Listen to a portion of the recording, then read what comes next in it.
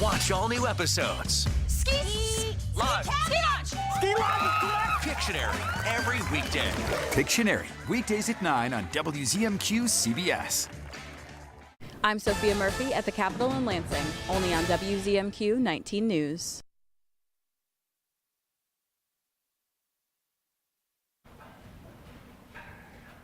Good evening, everyone. I'm Sarah Blakely. Tonight on your WZMQ 19 News, an arson suspect in Chippewa County now faces 2 additional arson charges. How many fires Joseph Halder is suspected of starting in the Paradise area. Plus, as the city of Negaunee weighs rezoning a plot of land in the city, a group of residents is hoping to change the council's mind. Why Protect Old Town Negaunee wants to keep the land as it is. And the state budget outlook for 2024's fiscal year. How much revenue the Treasury Department is expecting the legislature to work with. Your 19 News starts now. Live from the UP, this is WZMQ 19 News at 6. We are still extremely cold, even though it felt a little bit warmer than yesterday. Are we still expecting snow in some spots tonight, too? We definitely are. We also have winter weather advisories, even up there in Houghton and Keweenaw counties. I'll go over all of that after the break, but it's not keeping the snowboarders or skiers off of Mont Ripley. Nice job, you guys. Keep shredding out there. Like I said, I'll go over all those weather alerts as we've got a few of them. We'll see more snow showers later on, including the rest of our week. But here are those winter weather advisories, basically that northwest coast and the northeast coast. Those go into our Thursday.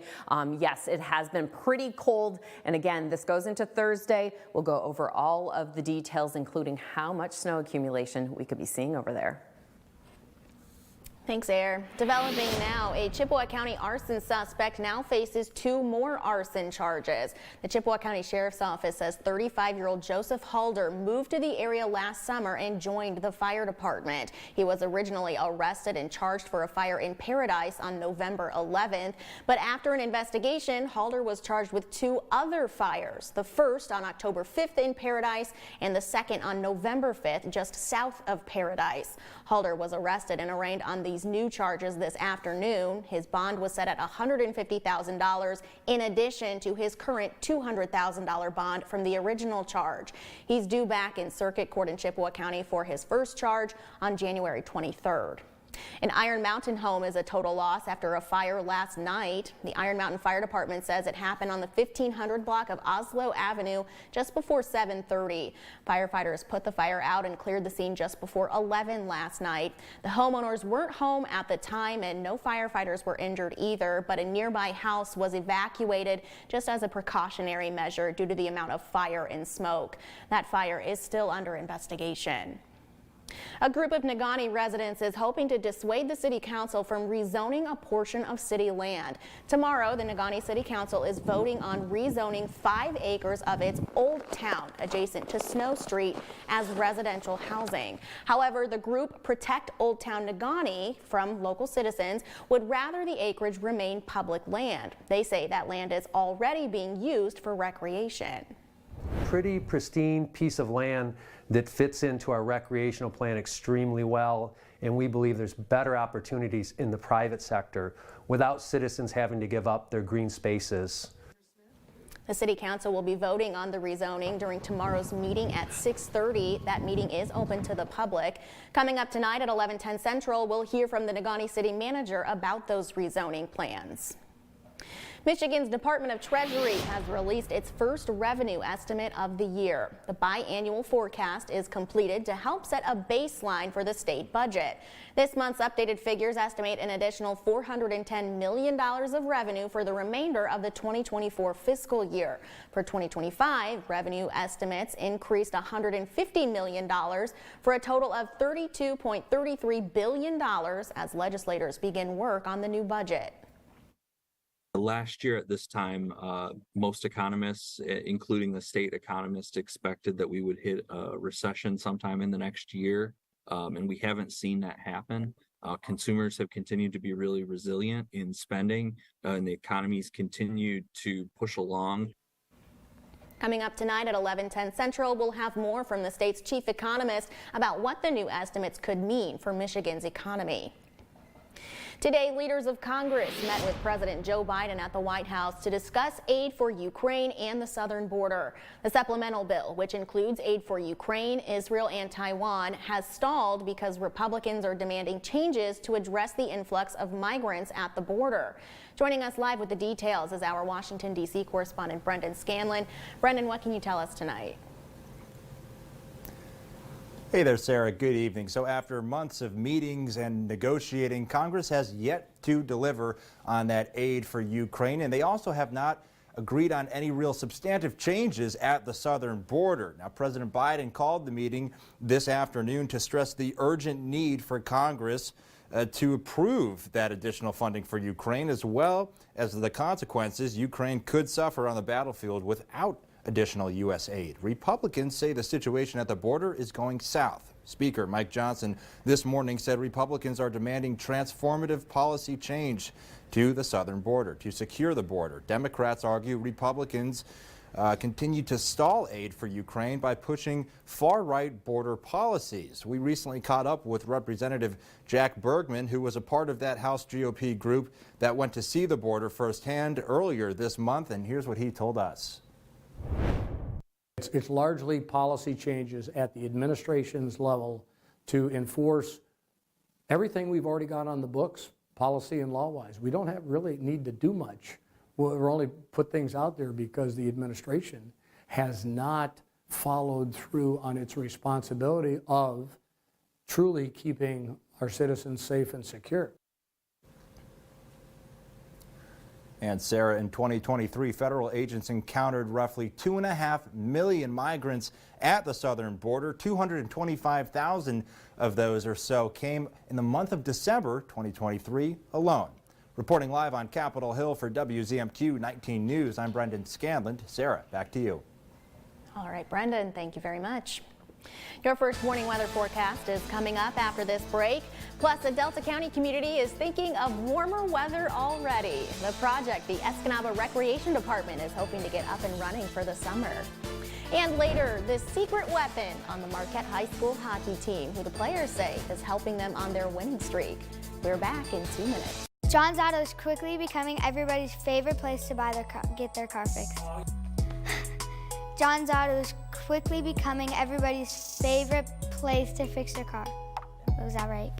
For a better service experience, come to John's Auto Market. Why do I keep forgetting that word? Experience. Okay, go. 3, 2. For a better service experience, come to John's Auto Market. And don't forget,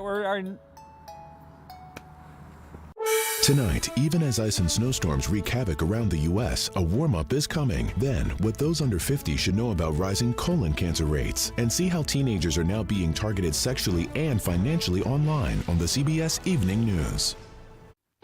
A world at your fingertips gives you the advantage. Scan this right now. Weather, local news, community events, amazing video. It's cool. It's all yours. It's free. And it's on demand. Do it. Download the app from 19 News. Now you know.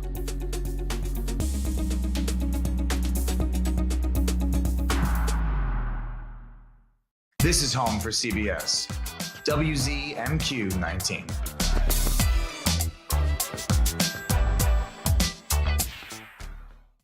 Tonight's weather is brought to you by Shunk Furniture. It's January. Out with the old and in with the new.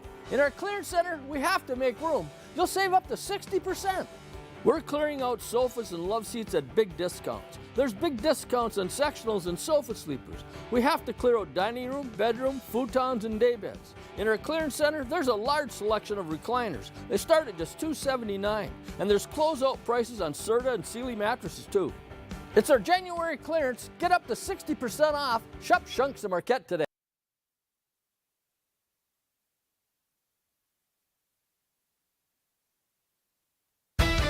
Now, WZMQ 19 News First Warning Weather with Ariane Stasek. should be no surprise to you. It is very cold out there as we've got some single digits into the teens here over on the east portion. And then it feels a little bit colder than that when we've got these wind chills continuing tonight as low as 15 below. And that is going to be the story even into our Thursday. But weather alerts, we've got freezing spray warning up here along that Upper Peninsula there, especially Keweenaw County, where you could see 2 centimeters or more of some freezing particles on boats. So stay off the water in those locations. But let's get into these winter weather advisories. These go until 7 a.m. on Thursday. Heaviest snow we're expecting to the west there of M26, but we could see up to 6 inches, maybe close to 8 or 11, and some gusty winds as well as those wind chills. Now over here on the east half, we've got Elder County all the way over to Chippewa County, where we could see up to 8 inches along that north coastline here, basically Grand Marais to Deer Park. So heads up there in case you're headed in that direction. Could be a little bit heavier snow showers falling in. Everyone else 2 to 6 inches. How much snow did we see in the past 24 hours? Well, Houghton County, you are the winner, and that's where all this snow is also headed, with 30 inches supposedly recorded there in Red Ridge, and then a little bit more in Hancock, but not much else elsewhere. Taking a look at our snow look this evening, we'll have a little bit of a dusting tonight, but more of that accumulation is expected in the early hours of our Thursday. As you can see, almost 4 inches in Ontonagon. Like I mentioned, that heavier snow along that north west coast there, and then over here on the northeast coast. So if you've got a commute in the morning, it could be a little bit dicey on those roads. Expect slick conditions, maybe some blowing snow as well. The past couple of hours, most of that lake effect snow hanging over the northeast coast here, but like we just talked about, we'll see more of it along our Copper Country locations, Ontonagon, all the way up to Keweenaw counties, and then a little bit of snow showers headed over on the Superior coastline as well. We could see a little few flakes here in Marquette as we get into our Thursday, and then Friday we'll have a little bit more snow moving inland. But other than that, everyone else should be fairly dry with some sunshine on the way. Let's take a look at our 7-day. It's going to be cold tomorrow. What a surprise. But we could have some sunshine here. Those wind chills still a factor. -10 below is the coldest we could be seeing. The high around 16. We'll stick with that. Next week, we're getting close to those 30s as we've got a warm weather pattern starting. And then I've got your ski jump tournament outlook coming up in 15. Thanks, Sarah. I cannot believe that we will potentially be hitting almost 40 next week already. Well, as these freezing temperatures continue, police are reminding drivers to pack some essentials in your car. On road trips throughout the rural UP, winter driving can be dangerous. Checking tire pressure, bringing some extra clothes, blankets, even a shovel and some kitty litter can help you get your car unstuck if you happen to slide off the road. The Marquette County Sheriff says that although these emergency items can oftentimes be overlooked, they can make all the difference in the world if you do get stuck. Deer and you're on the side of a road in the middle of nowhere, you better have the clothing and be prepared for a couple hours, because the UP, as everyone knows, it's a large area, very dense and not populated, and sometimes it takes hours to see people or get help. And as we know, there are fewer cell towers on roads, so maybe bringing flares or a bright flashlight can help signal down help if necessary. Our 19 News Insights is on the way next. Stay right. On the Jennifer Hudson Show, the lovely Lily Singh. I like your whole vibe. Are we going to become best friends? I'm into this. Then reframe your financial future. Go on offense with your money instead of defense. Plus, the perfect profile pic. Yes, Daddy! The Jennifer Hudson Show, tomorrow at 5 on WZMQ TV CBS, followed by 19 News at 6. Okay.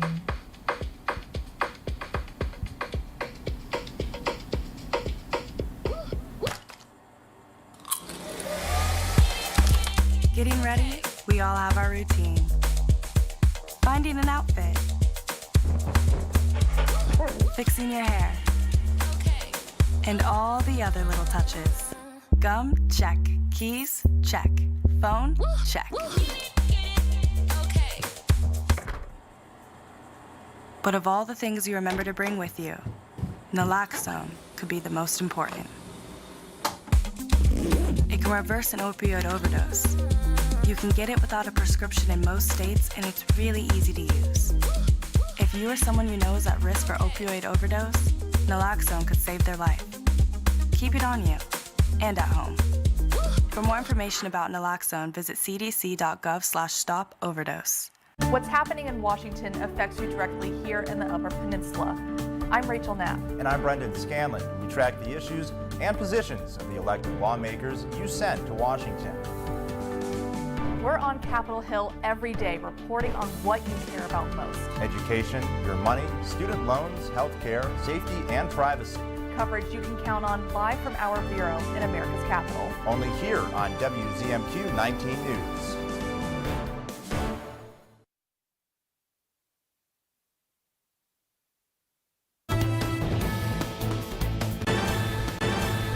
You're watching the award-winning WZMQ 19 News, live and local with Sarah Blakely. Tonight on Inside, a couple of Marquette historians are teaming up once again for another presentation at the Marquette Regional History Center next week. Legends and Lore features stories and pictures narrated by Jim Koski and Jack Dio. And Jim Koski's joining us tonight. Yay! You're in the hot seat tonight. This is like maybe the first time I've ever actually been sitting here instead of standing.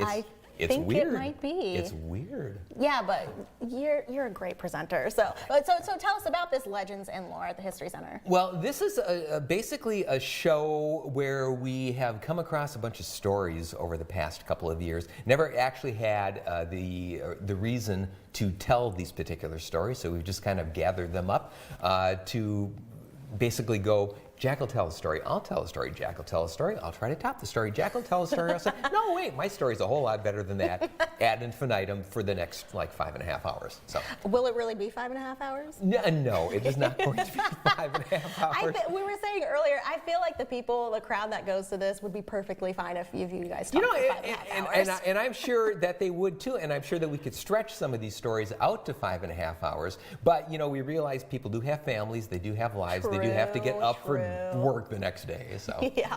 So how long will this presentation be? Do you have a theme? It's not necessarily a theme. We've done theme shows in the past. This is just stories that Jack found interesting, and he's going to talk about that. Stories that I have uncovered and found very interesting over the past couple of years. And they don't necessarily are just about one topic.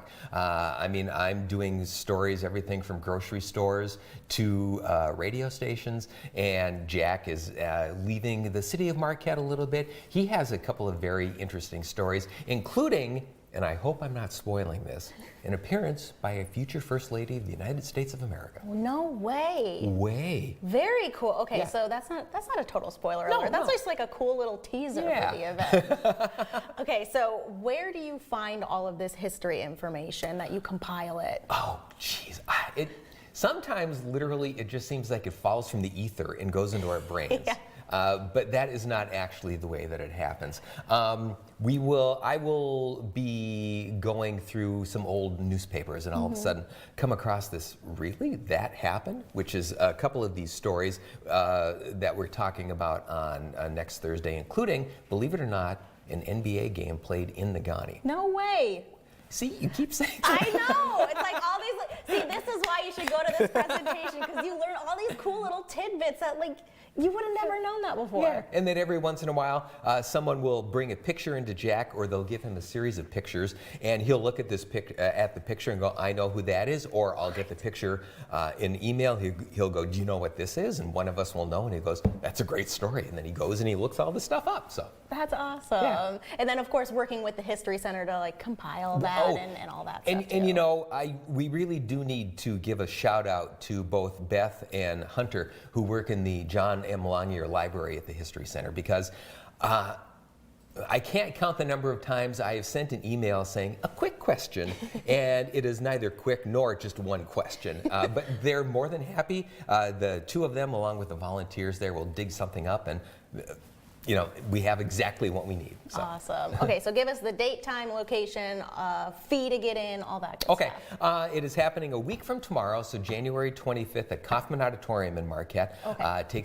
Starts at 6:30.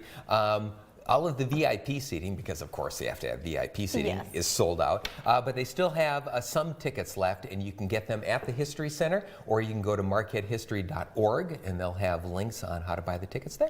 Easy enough. Well, Jim, thank you very much for coming in today. It's not like I haven't done it before, That's true. Thanks, Jim. You're welcome. Still ahead tonight, Thinking Warm Thoughts, the new outdoor feature the Escanaba Recreation Department is planning that families could enjoy this summer. And the Marquette High School hockey team's secret weapon that the players say is helping them on their winning streak. But first, here's your Upers United Volunteer Opportunity of the Day. The 137th Annual Ski Jumping Tournament in Ishpeming is this Friday. They still need some volunteers. The ski club needs help with checking and selling booster buttons, helping with parking. To sign up to be a volunteer or check out other opportunities, just head on over to upersunited.com. We'll be right back. My name is Brett Watt, and I've been at Goodwill since supposedly 2011, but don't quote me on that. Before Goodwill, I don't know what exactly, it's complicated, but it's what I actually enjoy. I always say, it just motivates me. It helps me concentrate on life. Impact for the positive. Trust me on that. Goodwill, in my opinion, might as well be my favorite company. Supporting Goodwill helps give our clients fuller lives. Do you want to be a civilian or an inmate? I'm trying to listen to my better angels. I'm where I belong now. Things have changed. He's changed. If we don't do something right now, we're gonna lose him.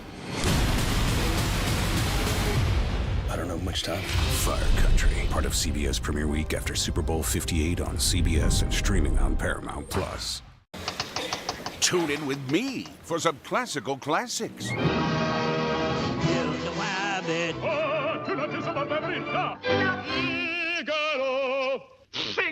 Figaro. Kill the rabbit. Tune in with me, weekdays at 7 on MeTV 19.1. This is home for CBS, WZMQ 19. Hello to you, I'm Gail King. I'm Tony DeCopel. And I'm Nate Burleson. This is us. We're all here to wake up your mornings to help make sense of the latest overnight developments. What you can expect from your day before you head out the door. You'll also hear directly from the biggest newsmakers in America. And you'll see the best group of journalists in the business with exclusive reporting and breaking overnight news. That's a lot. Watch CBS Mornings right here on your new CBS affiliate in the Upper Peninsula. That's WZMQ 19. I'm Rachel Knapp. Watch my reports live from Washington, only on 19 News.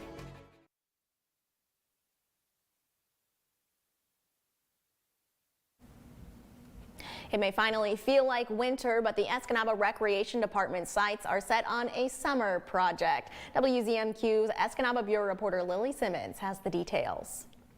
Although currently covered in a blanket of snow, the Webster Wading Pool provided relief in the warmer months for more than 4 decades, until recently. During the last several years, it was a maintenance nightmare. Back in 1983, the city of Escanaba took some grant dollars and put the shelter house there and an ice rink, so we had to maintain that area as a park. If we were to take out the Webster Wading Pool, we still need an activity there to consider it a park. Escanaba's Recreation Department decided to put a splash park in its place. It'll be sensor activated, so the water will not be ongoing unless you step on the splash park pad itself. Some shooting sprays. It's not going to be anything elaborate. Unfortunately, those come with a high price tag and it's more attractive for vandalism, so it'll be a lot of sprayers and just a way for the kids to cool off. The city secured a DNR Trust Fund grant for the project in 2021. During that time, COVID happened, so we weren't able to get bids. With the project deadline set for this July and one extension available if needed, administrators are now sending bid work to the DNR for approval. We're having them review it. The city of Escanaba doesn't have an engineer on staff anymore, so we had to contract with C2AE, which is additional funds. And since inflation has increased so much, we might have had this, bigger splash park area, which now might be scaled back depending how the dollars come in. Fortunately, several community organizations have donated to the project. Once it's complete, the Recreation Department believes the splash park will be a great asset to Delta County. We don't have anything like this. The neighboring communities don't have anything like like this. So I just think it's something new and exciting that we can add to the amenities in Escanaba. Lily Simmons, WZMQ 19 News, Escanaba. Marquette's hockey team is on a 14-game winning streak, and it's not just because of the players on the ice. The roster is full of talented players, but the coaching staff say the equipment manager is the real all-star. Kevin Stanmore is in his 4th season on the bench and has been involved with the program for over 10 years. Everyone on the team says he helps to supply more than just skates and sticks. Really enjoys Kevin. He brings a lightheartedness to the team. You know, he breaks up the moment. He's great on the bus, traveling. He's just, you know, he'll do anything for you. Coming up tonight at 11, we'll hear from Kev, as the players call him, and what he means to the program.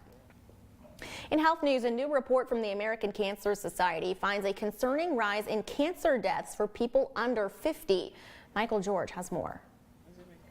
It's been nearly 10 years since Diane Nathaniel learned she had stage 3 colorectal cancer. She says she was misdiagnosed for years. I complained of constipation, and I was always told I was anemic, so given iron pills, kind of dismissive. I complained of migraines, a weight loss. Eventually, she suffered rectal bleeding. A colonoscopy found a more than 5-centimeter mass. She was just 44 years old. I was terrified, also knowing that I had 3 children, I had a husband, a whole life ahead of me. Colorectal cancer is now the leading cause of cancer death in men under 50 and second for women in the same age group, according to the American Cancer Society. All we really know is it has to be broadly in something environmental. When we see this cohort effect, it's not inherited genetic mutations or something else that's part of the germline. This has to be some sort of exposure or diet change. Prevention is key. The American Cancer Society recommends starting colorectal screening at age 45. The percentage of folks who actually undergo screening under the age of 50 remains low. Increasing screening rates, I think, would be incredibly important.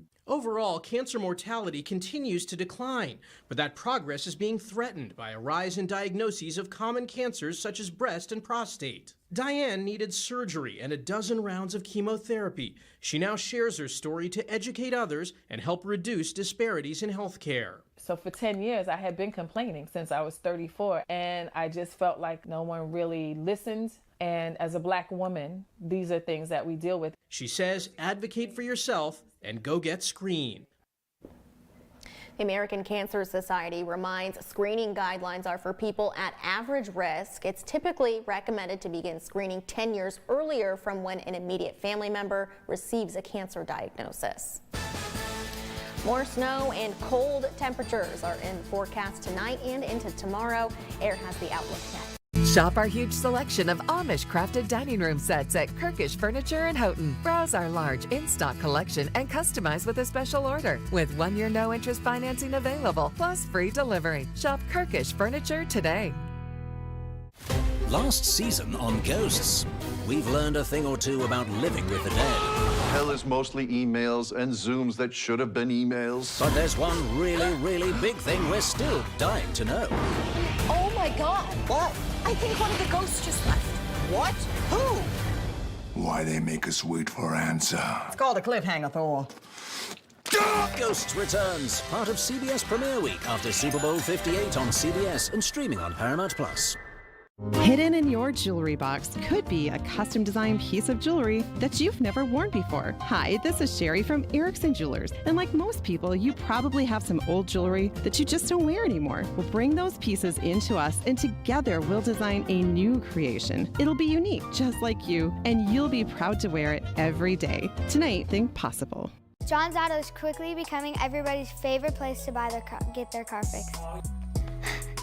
John's Auto's favorite place to fix your car. Was that right? For experience, come to John's Auto Market. Why do I keep forgetting that word? Experience. Okay, go. 3, 2.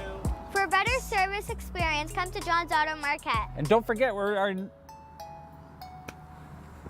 Get ready for a brand new season of Collector's Call with all new collections. Collector's Call, Sundays at 6:30. On MeTV 19.1.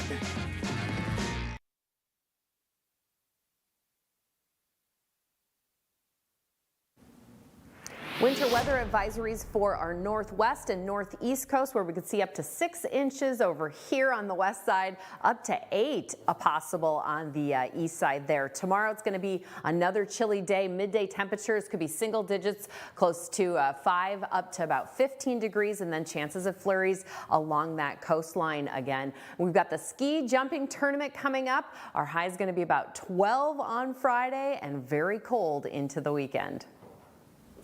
Thank you very much, Ariane. That is all the time we have for tonight. Thanks for being here.